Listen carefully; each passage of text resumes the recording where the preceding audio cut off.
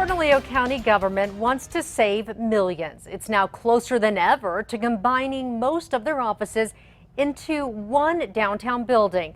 But could the county's money-saving move end up costing the city of Albuquerque? News 13's Chris McKee has both sides on special assignment. It's a major downtown center. 300,000 square feet. That two governments have shared for more than 30 years. But the future of who works inside the Albuquerque-Bernalillo County Government Center has sparked two very different outlooks. Albuquerque city administrators who think change could cost taxpayers a lot. I think it could cost city taxpayers a fairly good chunk of change. It's the indirect and the unforeseen costs that could be very significant. While Bernalillo County officials think it will save everyone money. It could be a win-win for both entities. This seems like a really good deal. The so-called good deal Bernalillo County spokeswoman Tia Bland is talking about is the county's likely purchase of the Alvarado Square building.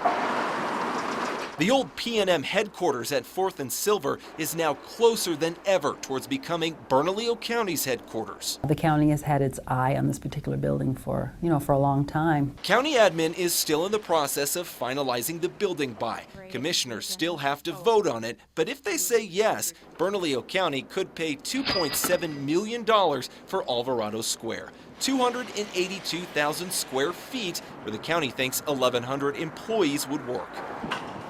The county wants a one-stop shop where they say employees could work closer together and customers wouldn't have to drive around. Today, the county is spread out with a lot of offices, including at Civic Plaza, the assessor's office at 5th and Tijeras, another building on Tijeras at 4th Street, and planning and zoning offices at Union Square, right along the train tracks near 1st and Central. There are about 8 other buildings the county has administrative employees in as well. How accommodating would that be to be able to come to one building? But it's not just convenience the county's eyeing. Money is another major factor. We have a budget deficit of about $8 million right now. Commissioner Wayne Johnson says he hasn't made up his mind on how he'll vote on the Alvarado Square deal, but says the county needs to cut costs. That is the #1 task that we have right now, is reduce that operational budget. Bernalillo County Manager Julie Morgas-Baca's administrators think a centralized headquarters will lower the county's day-to-day costs.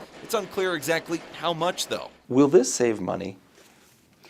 Well, I think the county manager fully expects that it will save money. You just have people in fewer buildings to maintain. Well, the county hasn't committed to selling any buildings yet. In 2015, the county estimated it could earn about $11 million if it sold the 2 buildings on Tijeras, Union Square, and its stake in the city-county building. The ownership of the city-county building is split 50-50 between the city of Albuquerque and Bernalillo County. Now, if Bernalillo County moves out of this building, it has the right to sell those offices, and if the city of Albuquerque wanted to use them, they would likely have to buy those offices. I think it would be a messy divorce. Albuquerque's Chief Administrative Officer Rob Perry admits Mayor Berry's administration will likely be gone before any potential changes by the county. But Perry thinks the city will still pick up a big tab if Bernalillo County leaves the city-county building. I think there's going to be a lot of challenges as it relates to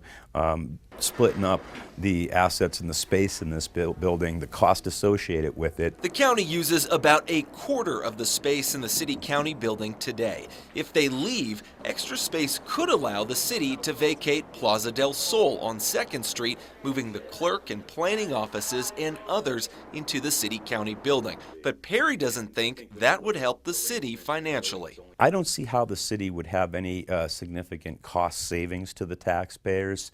I think that there would be costs associated with the move. Perry said it's too early to estimate how much. We asked the county about the impact their move could have on the city. Well, I can't really speak for what type of impact it may have on the city, but just at first blush, it probably or could potentially be a great opportunity for the city as well. Commissioners are expected to vote on the possible Alvarado Square purchase in the next month. In the meantime, Commissioner Wayne Johnson says the impact to city government should be part of the equation as well. If we do choose to purchase that building, how can we make it as painless for the city as it possibly can be? And how do we make it painless and cost effective for county residents as well? On special assignment, Chris McKee, KRQE News 13. If it buys Alvarado Square, the county says it's still at least 2 years out from moving, and they still have to figure out parking.